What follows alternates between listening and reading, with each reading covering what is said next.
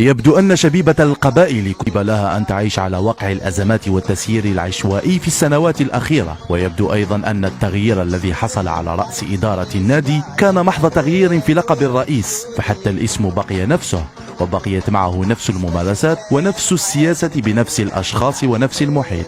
إقالة المدرب فيلود عقب الهزيمة أمام اتحاد العاصمة أكدت أن النادي يسير بطريقة هاوية دون أدنى سياسة واضحة تضمن له الاستقرار والاستمرار. فبعد الاستغناء عن المدرب فرانك جيما الذي أدى موسما رائعا واحتل المركز الثاني بمجموعة شابة، جاءت تنحية فيلود لتؤكد أن التغيير الذي حدث في شبيبة القبائل كان شكليا، والنادي لا يزال في قبضة التسيير الهاوي. كما صار من الواضح أن مشروع رئيس مجلس الإدارة محض مشروع وهمي لا أساس له بعد التغييرات الكثيرة التي تمس التعداد والطاقم الفني فور نهاية كل موسم. جمهور الشبيبة الذي لم يتقبل رحيل أفضل لاعبيه خلال الموسم الماضي صعق بخبر تنحية فيلود الذي بلغ دور المجموعات من رابطة أبطال إفريقيا بتعداد متواضع للغاية، وهو ما يعد إنجازا في حد ذاته في ظل كل النقائص التي يعاني منها الفريق، لتحاول إدارة النادي إيهام الأنصار بأن المشكلة في المدرب،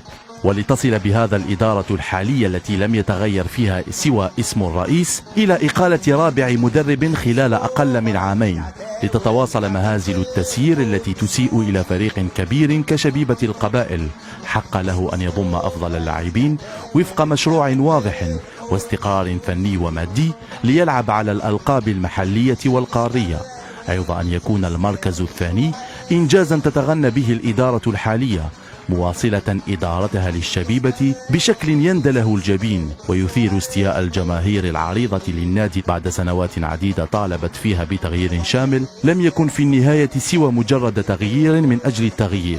تغير معه اللاعبون والمدربون دون أن تتغير السياسات والممارسات التي تجعل إدارة النادي تناقض نفسها وتطعن في خياراتها التي جعلت من فيلود مدرب ألقاب قبل بداية الموسم أثبت كفاءته أينما حل وارتحل في الجزائر وغيرها، قبل أن يصبح في عشية وضحاها فاشلا ومسؤولا عن محدودية التعداد وطريقة تسيير النادي التي لا ترقى لتطلعات النادي وأنصاره وسمعته.